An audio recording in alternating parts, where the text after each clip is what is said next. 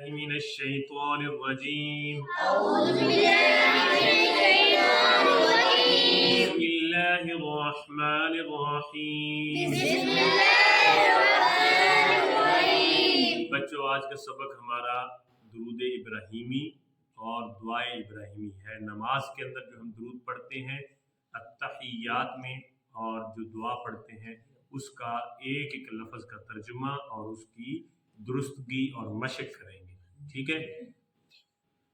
اللہم صلی اللهم صل علی محمد على محمد وعلی آل محمد وعلى آل محمد اللہم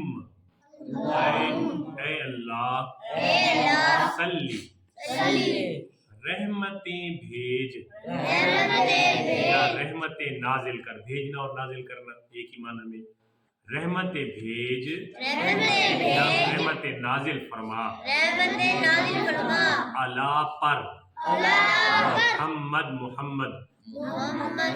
محمد کا معنی محمد، وعلی اور پر آل محمد محمد کی آل پر، آل کہتے ہیں اولاد، ٹھیک ہے نا؟ آل کس کو کہتے ہیں؟ اولاد۔ معنی ترجمہ کیا ہوگا؟ اے اللہ رحمت نازل فرما محمد پر اور آل محمد پر، کما صلیت علی ابراہیم وعلی آل ابراہیم انک حمید مجید، کما جس طرح صلیتا تو نے رحمتیں نازل فرمائی، معنی وہی ہے، تا کا مطلب تو نے، ٹھیک ہے؟ باقی وہ صلی کا وہی لفظ ہے جو پہلے آپ نے پڑھا ہے، یعنی وہی لفظ ہے، ترجمہ اسی طرح ہوگا، کما صلیتا اس طرح تو نے رحمتیں نازل فرمائی علی ابراہیم ابراہیم علیہ السلام پر۔ ابراہیم علیہ السلام کون ہے؟ اللہ کے نبی اور پیغمبر ہیں اور حضور صلی اللہ علیہ وسلم کے دادا جان ہیں، یعنی آپ حضور صلی اللہ علیہ وسلم ان کی نسل سے ہیں۔ کما صلیتا علی ابراہیم اس طرح تو نے رحمت نازل فرمائی ابراہیم علیہ السلام پر وعلی آل ابراہیم اور ابراہیم علیہ السلام کی آل پر۔ آل کا معنی میں نے کیا بتایا؟ اولاد۔ جس طرح حضرت ابراہیم علیہ السلام کی اولاد پر بھی تو نے رحمت نازل فرمائی۔ انکا بے شک تو حمید حمید حمد سے ہے، قابل تعریف، قابل یعنی جس کی تعریف کی جائے، قابل تعریف، مجید بزرگی والا، عظمت والا، ٹھیک ہے؟ انکا حمید مجید بے شک تو قابل تعریف اور عظمت والا ہے، ٹھیک؟ اللہم بارک، باقی لفظ وہی ہیں، صرف بارک کا فرق ہے۔ بارک کا معنی کیا ہے؟ برکت، کیا معنی ہے؟ صلی کا معنی کیا ہے؟ رحمت، اور بارک کا معنی ہے برکت، بس ایک لفظ کا فرق ہے، باقی سارا ترجمہ آپ کو آ جائے گا۔ صلی کا معنی کیا ہے؟ رحمت، اور بارک کا معنی کیا ہے؟ برکت۔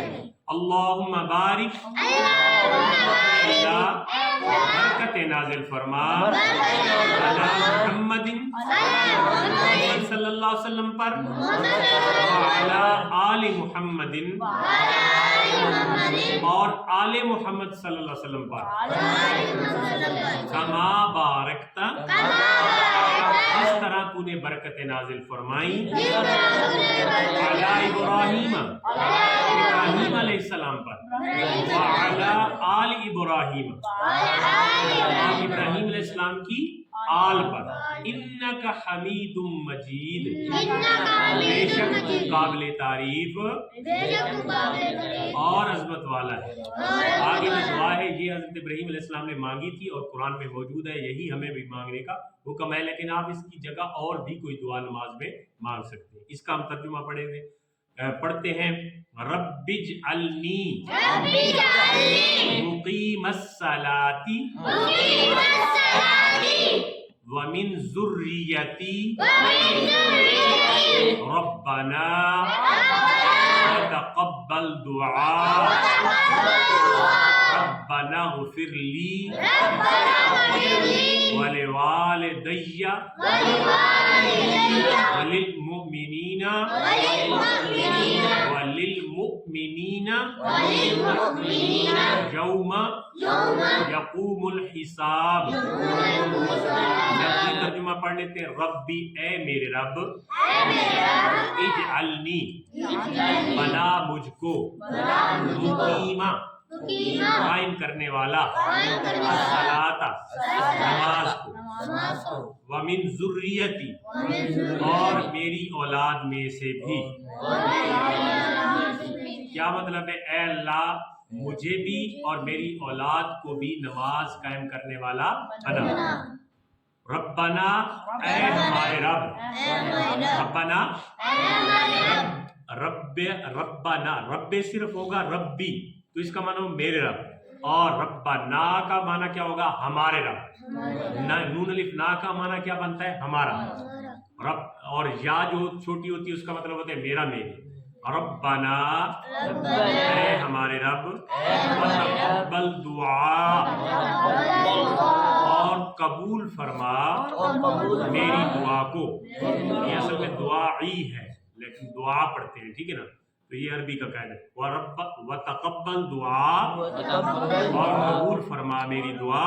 ربنا اغفر لی ربنا اغفر لي اے ہمارے رب، اے ہمارے رب اغفر لی میری بخشش فرما۔ ولوالدی ولوالدي کیا معنی ہے؟